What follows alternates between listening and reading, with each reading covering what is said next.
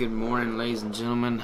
Today is day 5 of the keto calorie challenge. I've had my keto coffee. Right now I'm drinking a tea with a tablespoon of Keto 8 caprylic acid and 1 scoop of MCT powder. Have not eaten my first meal yet today. And today's focus is going to be about what my predictions are going forward in this challenge. I'm on day 5 right now. There's 21 days, so I'm not even a third of the way through yet. So I kind of wanted to go over what I think will happen, what are my expectations, and then we can kind of just address that as we go. So today's going to be just a summation of all the things I expect will happen. One of which, by the way, I was 158.6 or 158.4 this morning, in case you didn't see that. So hovering right around the 158 right now. So one of my predictions was that with the increase in calories, the increase in protein, and the increase in total carbs, and also net carbs, my beta-hydroxybutyrate levels would probably decrease some. That's one of my predictions. I think that's what will likely happen. These things are kind of expensive to test. It's about $5 per strip, but the blood tests are significantly more accurate than the urine strips. The urine strips are pretty much just bogus. Don't even recommend them. So I'm going to test my ketone levels real quick and just see what we're working with. So bear with me here. Oh, by the way, when I stepped on the scale this morning, I realized how nasty looking my feet are. I do shower. That is actually from the tan from this past competition. I've been exfoliating like every single day, but that stuff soaks into your elbows. So my elbows are all janky still. Soaks into your feet. So I do shower though. I am clean. Alright, bear with me here. Okay, it's requesting blood. Shake it up here. Woo! Alright, give it some blood. Alright, so like I said, this is day 5.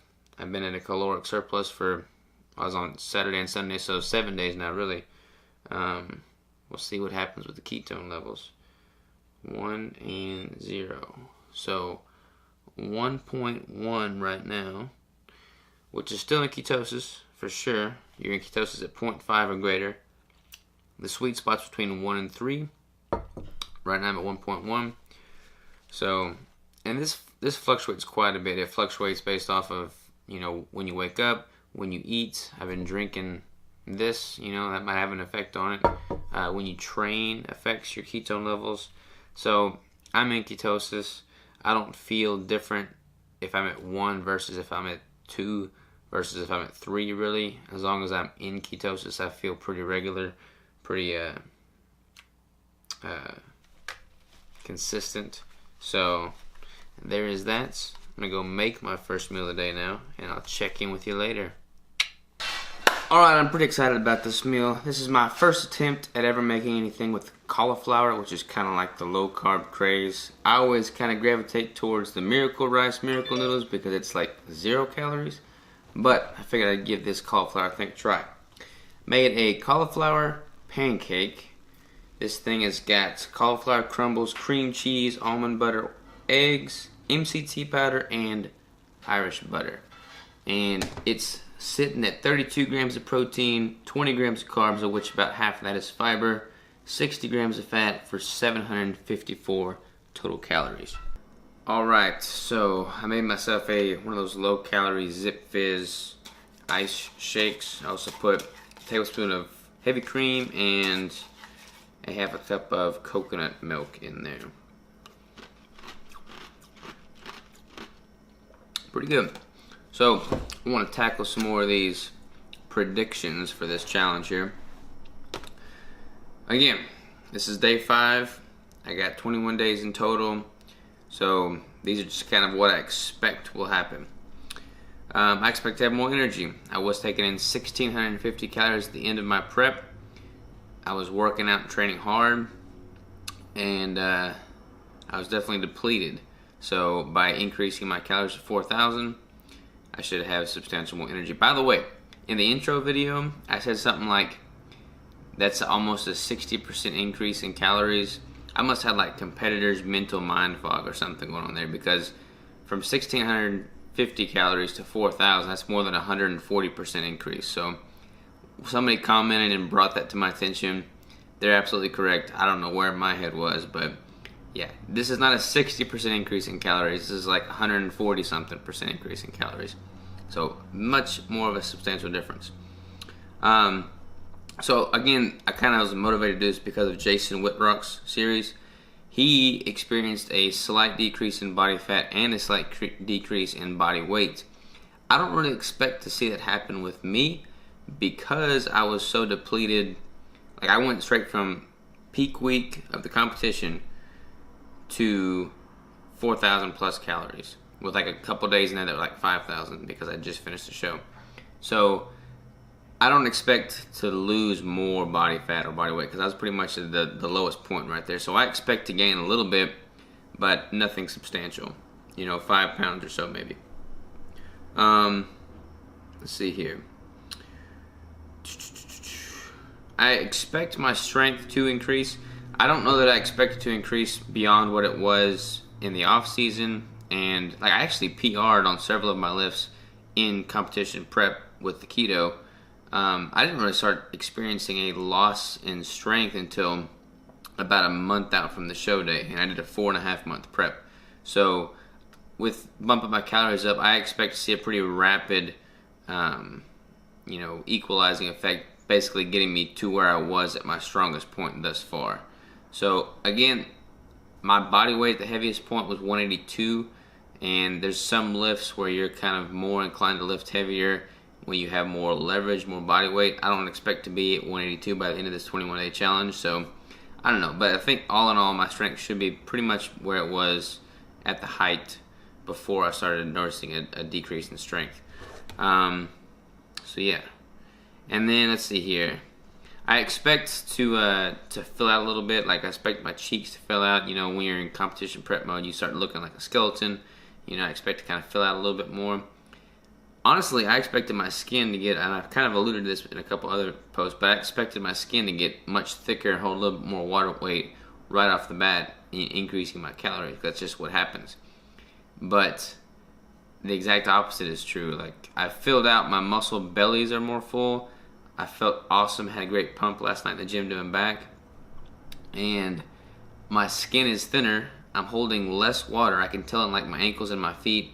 And I mean, this is kind of gross, but check this out here.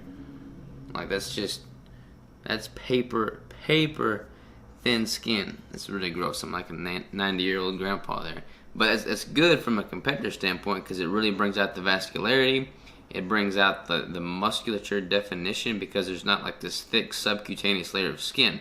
So I'm actually super excited about that. I'm more vascular and more defined now than I was on show day, which is pretty freaking cool because I'm not starving myself to get there. Alright, I got a couple more, but I'm going to eat this and I'm not going to drag this on, so I'll holler back at you next time. Alright, next meal of the day. I'm actually super hungry right now. This is like a smaller meal. Let me tell you what we're working with here. I got a salad with some smoked salmon on it, some olive oil, some olives, and some Parmesan cheese crisps. So, oops. That's what we're looking at there. Pretty simple. Nothing too crazy. I've been editing yesterday's vlog. Had a client check in, and then I've been editing the vlog. And I'm tired. I gotta get amped up to go to the gym. So, let me eat this, and then we'll check in here soon. Gotta get some go-go juice in me here. Alright, what's up, everybody? I got my earbuds in. I'm outside. You already know I'm going for a walk, listening to a podcast. Right now I'm listening to Crush It by Gary Vaynerchuk. Great book. Great book. Listen to the audio book. So you get him talking to you, which is cool because he's a motivating guy. The book Crush It is all about finding your passion, living your dream, and like putting in the work, but putting in the work doing what it is you love doing. Which is fitting because I've been literally sitting at the computer all day long. I should like get up, stretch my legs, which is why I'm going for a walk. And it's like, I would not be able to do this if I didn't have passion for it. I would not be able to get up and vlog every day and like put out content every day, do my weekly newsletters, you know, stay on top of my nutrition, stay on top of my diet if I didn't have passion for it. And there's days, there's times it's like, oh, I just want to like relax and chill. But then when you dig deep and you think about what it is you're doing and why you're doing it, you're like, I love doing this. I love the good, the bad, I just love the whole process. So that said, I'm gonna listen to this, go get me I decided on, I was short on some macros, so I got a shake that I'm gonna blend up at the coffee stand. It's got 1 ounce of macadamia nuts, coconut milk, 4 tablespoons of heavy cream, and what else does it have in there? 1 ounce cream cheese. I'm gonna put half a scoop of protein powder. And it's going to be really good. I'm curious to see how the macadamia nuts taste blended up in there. So that's all I got to say about that. I'm going to do legs and chest tonight, which is new. I don't normally do those two together. So I'll let you know how that goes. Right now I'm going to go get this and listen to my audiobook and just take some me time. So I'll check in with you in a little bit. Just got back from the gym. Figured I'd knock out the last of these predictions. I've got a keto pizza in the oven as we speak. Super excited about that. I'll show that to you as soon as it's done cooking. So to knock out the rest of these predictions here, let's see what we got. I expect to experience more satiety and less of an obsession with food. Although I'm not gonna lie, I haven't recovered yet completely because I'm still pretty hungry. And I think about food a lot, and there's so many creative things to eat that I've been like obsessing over while I was in prep, so I just want to make it all and eat it all, so I haven't got there yet. On that subject, when I'm actually done with this 21-day challenge, I'm probably going to eat a lot more of the same food. I don't want to eat too much of the same food during the challenge because I want to like mix it up for y'all. So like your body responds better to certain foods. Once I figure out what I don't like to have to think about food all the time, like I mentioned earlier. So once I find what works well for me, I'll probably just have like a foundation of like, for instance, the pizza crusts. Like my body responds well to those, and I can adapt those crusts to make a variety of things. So I'll probably like pre-prepare a whole bunch of those and just have those on stock at all times. And I know that my body will respond well. Whereas with this challenge, I'm kind of mixing it up, trying new things. Like every meal is something new. So once this challenge is over, I'm probably going to be much more uniform. But in the meantime, I don't know how my body's going to react to some of this stuff. So what your guess is as good as mine. We'll see as we go. Let's see what else. Mental clarity. So the reason I love the keto diet so much is for the mental clarity. And a lot of competitors, they have like competitor brain fog. You know, they cut their fats really low. They cut their carbs really low, and they just start losing all their mental clarity. I didn't really experience that so much during this last prep, so I don't really know what to expect with increasing my calories to 4,000. I don't know if I'll have more mental clarity, less mental clarity. I didn't really ever have bad mental clarity to begin with because I was always keto, so that's a toss-up. I'm not really sure what to expect there. I expect to be less irritable, and hopefully that is the case. You're pretty irritable when you're hungry all the time. So, I don't know. Am I less irritable now, babe? Oh, yeah. 5 days in? Mm-hmm. You think so? Yeah, I really do. Alright, so the girlfriend says I'm less irritable after 5 days of eating more, so that's a good sign. And then I got the blood tests on here. So, I don't remember when during the prep I took my blood test, but I got my blood drawn and did my lipid panel tests. I want to say it was a month or two into contest prep. So, and they want you to schedule those every 3 months. So I've got another schedule like right at the end of this 21-day challenge. So it's kind of skewed in regards to how the prep affects the blood and how the caloric surplus affects the blood. But it should be a pretty good average as to how keto affects the blood. So what do I expect there?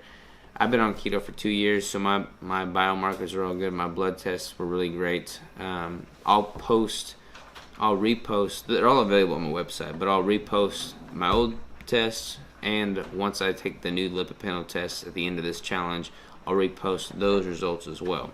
So you'll be able to see both side by side and compare. And that's all I've got so far for these predictions. If I think of anything else, I'll let you know. As soon as this pizza's done, I will let you know how that is looking, and we'll wrap up the macros for the day.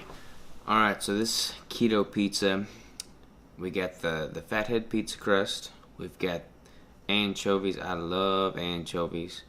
Tomato paste, fresh mozzarella, a tablespoon of olive oil, the Kalamata olives, and then fresh basil, and it is so good. So that's gonna put our macros at 4,151 calories, 366 grams of fat, 60 grams of carbs, and 149 grams of protein. Of those 60 grams of carbs, 41 are net carbs. A lot of that's coming from that cauliflower. I'm not so sure I'll do that again. That seems like a lot of wasted carbs. Percentage-wise, that's 14% protein, 5.8% carbs, and 79.7% fat. So, hitting our keto macro ratio is pretty good. I'm tired. I'm going to eat this pizza, and I'll catch y'all on the flip side.